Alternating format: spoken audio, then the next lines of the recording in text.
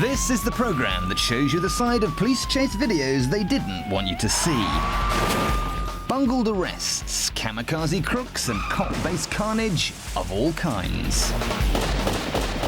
Welcome to Cops Uncut, the real car crash TV.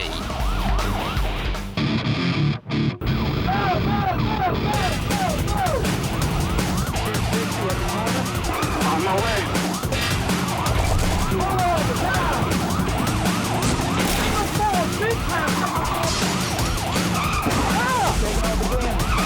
Car's on fire.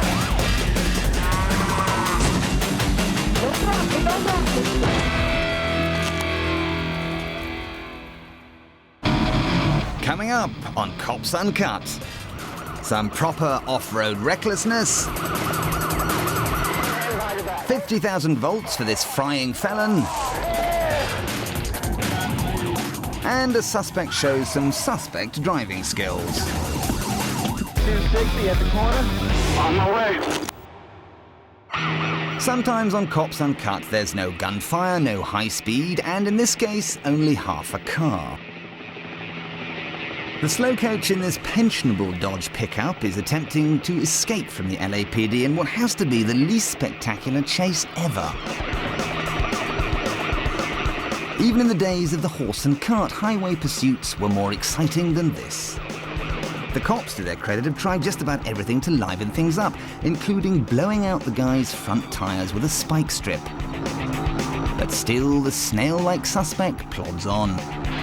Presumably, no one's thought of simply walking up to the truck and confiscating the keys. As the day wears on, even the suspect gets bored.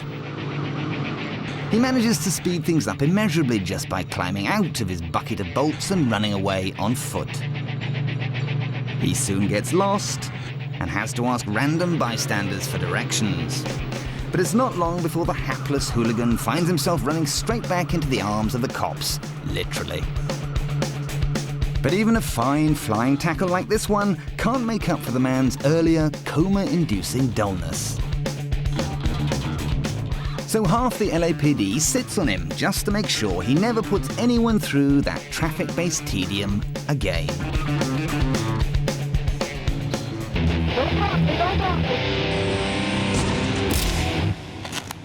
Sir? No, we're not doing it. Officer, Unsurprisingly, many of the criminals you encounter as a police officer will be quite strongly against the idea of being arrested. Put your hands behind your back. Put your hands behind your back. Don't fuck with those. Put your hands behind your back. Don't fuck with those. Put your hands behind your back. You don't fuck. So if you're ever faced with an uncooperative suspect like this one, then you could simply shoot him in the back with your 50,000 volt stun gun. And once he's given you the excuse you need, you'll obviously want to get the most you can out of your electric toy. Remember though, it's only fair to give your suspect a bit of advance warning before you let him have it again. So as long as you let him know what's coming his way, then feel free to carry on doling out those 50,000 volt blasts again and again. On the ground now! No! On the ground or you're getting it again! Fuck it, I'll be right here. On the ground! On your stomach now! No! On your stomach! And I'm not gonna tell you again. In fact, as long as you remember to charge your battery, you can just keep on zapping your frazzled suspect till he's been completely crippled by your over-enthusiastic electrocution. And then maybe you can zap him just a little bit more for good luck.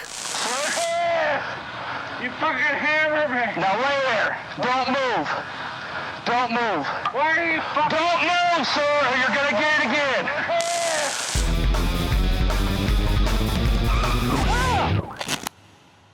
How to get arrested. If you're a drunk driver, you've already broken the law. But if you really want to get the cops cross, then what's the best way to go about it?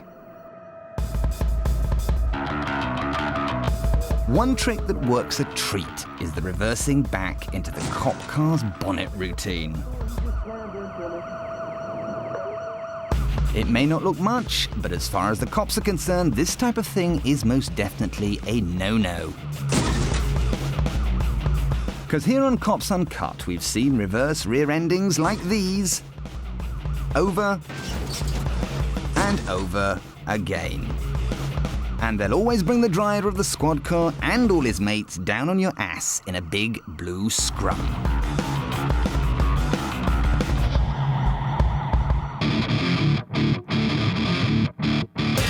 Still to come, a 10-ton trucker tries some squad car squashing.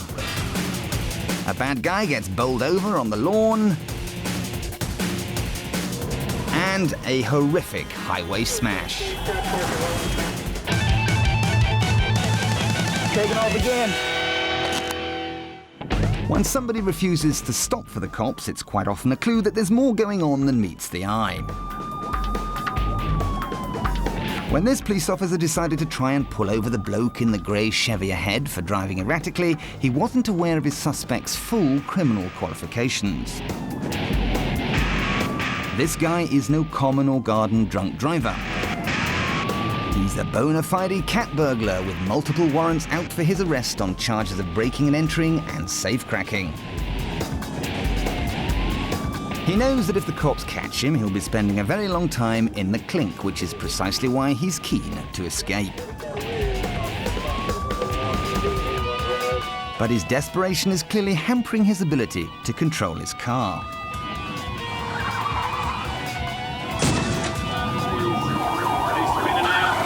Our safecracker is prepared to try anything to get the cops off his back. The police cruiser is still very much in the race, though.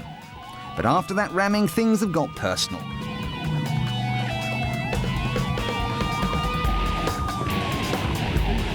Now even more squad cars join in. The original pursuing officer clearly wants to nail this guy himself. And he overtakes his mates in order to reclaim pole position. Where you at now, Jack? The burglar's driving, meanwhile, has gone from bad to worse.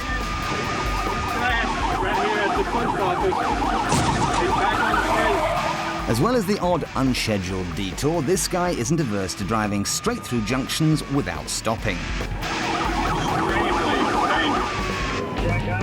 And generally putting his car through the kind of extreme punishment of a demolition derby.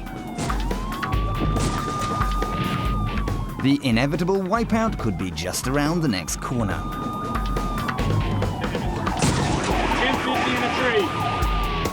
The robber legs it as fast as his little feet will carry him. But the officer on the receiving end of that earlier ramming takes off after him. And it's not long after his run-in with this tree that the bungling burglar runs out of luck completely.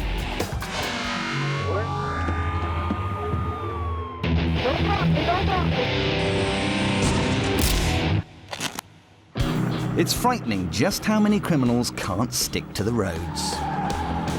In the heat of a chase, many crooks temporarily forget which surfaces are meant to be driven on and which aren't. Well, here's a hint. If it's hard and grey with white lines, then it's almost certainly a road. But if it's soft green and covered with daffodils, then it's likely to be someone's front garden. Although it could be a grass verge, a farmyard, or a cricket pitch. All these terrains are entirely unsuitable for the average American motor car. Because while your tires are designed to grip the tarmac, helping you to keep going in your desired direction, driving over vegetation can have less predictable results. The poor steering control demonstrated by the off-roading criminal results in his inability to navigate safely around the large, house-shaped object ahead.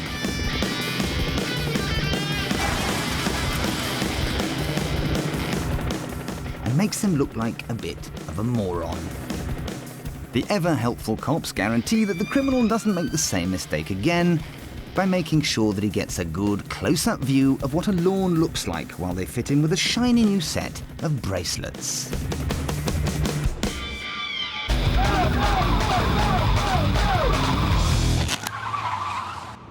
This lady has been stopped by a female officer for a minor traffic offence.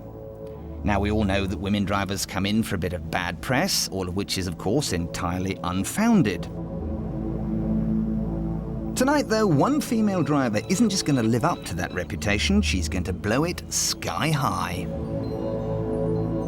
The surprise is, it isn't the lady in the car ahead. In fact, it's a completely different, completely drunk woman in this car here, who's heading in completely the wrong direction towards completely the wrong type of vehicle. This pair of petrol tankers here. 42, towards the rolling traffic hazard. We got a call for BWI. Watch again as the woman's car smashes head-on with the tanker on the right. The incident could have been a whole lot worse. Even with the full force of the crash, the tanker stays upright, somehow managing to avoid blowing up and killing everybody in a 20-mile radius.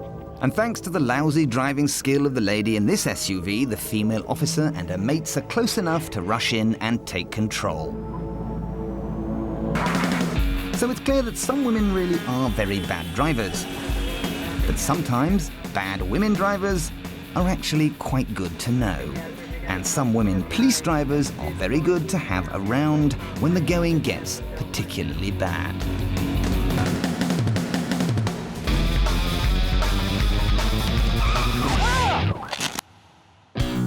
Keen viewers will already be familiar with the hilarious hijinks caused by the many drunk drivers we'd featured on the show. But a drunk in a car is one thing.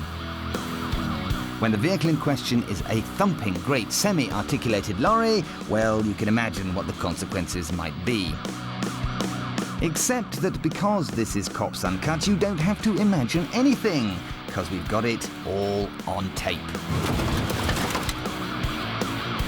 This prang is no accident. The legless lorry driver doesn't like the fact that the cops are trying to cage him in and decides to throw his not inconsiderable weight around. But that little nudge is only the beginning. When he comes back for more, it's clear that the situation is dissolving into an uncontrollable alcohol-fueled orgy of dodgems. Instead of doing their jobs properly and actually trying to stop the raging man and his big rig, the cops just sit around and watch. Indeed, the cowardly cop whose dash cam we're viewing the carnage from actually retreats to what he thinks is a safe distance. But when he gets a civilian vehicle rammed in his face, he realizes he hasn't run away quite far enough. Seemingly unstoppable, the devastation continues with another crushing shove.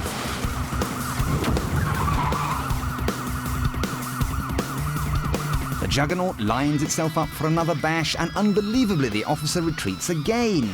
If he backs away anymore, he'll end up in the next state. Apparently the cop finally finds the courage to leap into the action, but on witnessing what the boozed-up maniac does to these cars, he gets back into his cruiser and moves it even further away, before returning to the fray, pistols drawn. Understandably, the cops are more than a little teed off by the amount of damage this crazy trucker has caused to police property. So they unleash some whoop-ass of their own. Except that they don't shoot the driver. With uncharacteristic restraint, they shoot the rig's engine.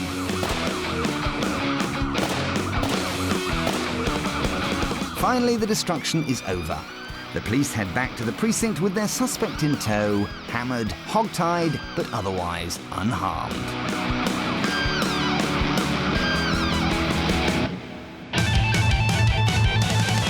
Taking off again. The car thieves in this stolen Oldsmobile Cutlass are about to provide us with a very good example of the 3 strikes and you're out rule. They breeze straight over this first intersection without stopping, and come out on the other side completely unscathed. The suspects then weave nimbly through the stationary traffic at a second busy junction, and shoot through a red light. Once again, they make it look so easy and come through without a scratch. When they try to pull a similar trick a third time at the next intersection, they're not quite so fortunate. Seen here in slow motion, it's clear that this civilian's car gets a nasty pasting. But now look closely at the bottom of the screen and you'll be able to see a cyclist running for his life as the out-of-control Oldsmobile comes hurtling towards him and his bicycle. Fortunately, neither the cyclist nor the people in the other car suffer anything more than minor cuts and bruises. Even the car thieves are unhurt. But while this was undoubtedly a case of third-time unlucky for the outlaws, it's clear that 3 is the magic number for the cops who, after a lengthy chase, are able to finally bag the troublesome trio.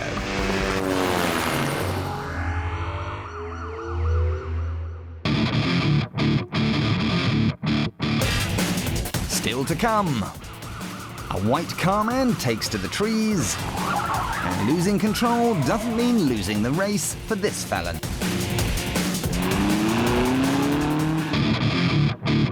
Police Academy, Lesson 13, Sirens and Lights. Not all police chases are fast and furious. Some can be quite slow and dull, especially the ones where your suspect has no idea that he's done anything wrong. If he's not particularly expected the police to be interested in him, it probably means he hasn't even noticed you skulking around behind him. So if you want to inject a little life into an otherwise tedious traffic incident, why not try scaring the willies out of the bloke in front by treating him to a sudden burst of loud, wailing sound and bright flashing lights. 9 times out of 10, this will quickly translate into a sudden burst of speed from your suspect, as his natural instinct to run away from the noisy, flashing thing kicks in. But it's precisely this sense of panic that your sirens and lights instill in your suspects that make them such effective weapons. Because when that fright or flight reaction is triggered, it can make your suspect do some fairly stupid things, like send his car barreling into a tree. With any luck, your suspect will be so stunned by the whole turn of events, he'll simply surrender. But if you find that your frightened fugitive is still in runaway mode, then your flashing reds and blues can serve one further purpose. They can be used to light the way for any cross-country foot chase that might ensue. So remember, if you want to give your unsuspecting suspect an almighty fright, simply pop on your sirens and lights. Because once you've got him nicely shaken up, he's sure to rattle and eventually roll. Class dismissed. 260 at the corner. On my way. Overtaking your target, in this case the white coupe here, and then driving off into the distance is not one of the most useful police chase tactics we've ever witnessed on Cops Uncut. In fact, these Oklahoma officers are having a bit of a bad day because this clumsy attempt to ram the bank robber's stolen motor isn't terribly impressive either. Luckily, the crook does a pretty good job of running himself off the road and into the bushes without too much police help. But it's when this tree-hugging car thief decides to leave the world of motorized transport behind and make a return to nature that he really shoots himself in the foot. Or rather, the cops shoot his feet for him. Maybe he should have remembered that when the trigger-happy, hippie-hating policemen chasing you can't even drive or ram you off the road properly, then they'll always end up relying on their guns to do the talking.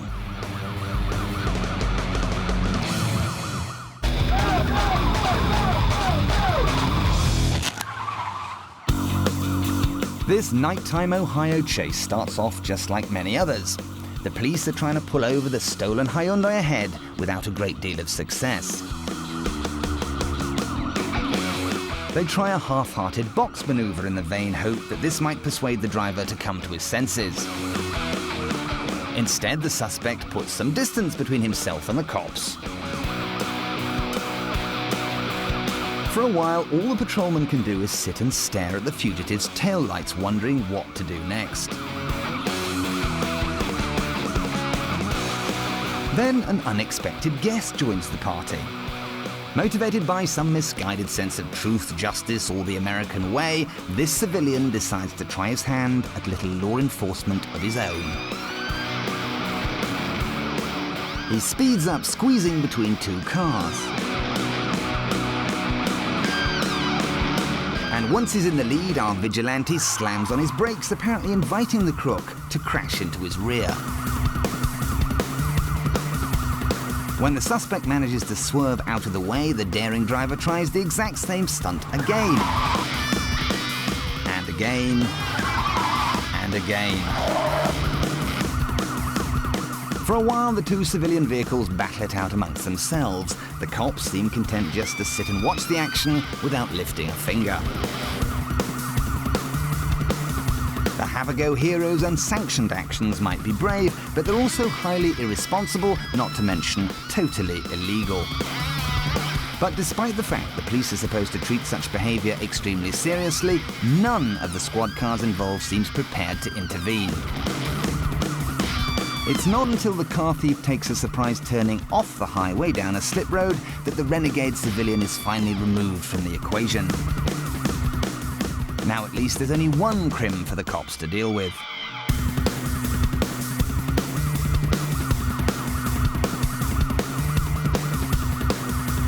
His complete inability to drive properly doesn't do him any favours.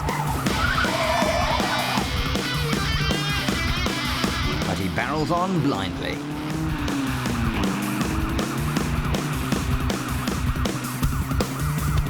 The cops seem incapable of doing anything to stop him, and the chase carries on for an absolute eternity, and eventually the car thief gets so bored that he bails out of his motor.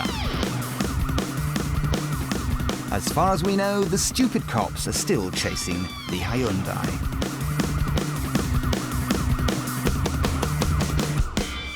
.260 at the corner. On my way. Congratulations, folks, you made it to the end of the lesson. In your test next week will be how best to avoid cars at intersections, what to do when told to stay down, how to get crushed by the cops, how to distinguish between a road and a front garden, and how to avoid getting pushed into a forest by the fuzz. Be careful out there.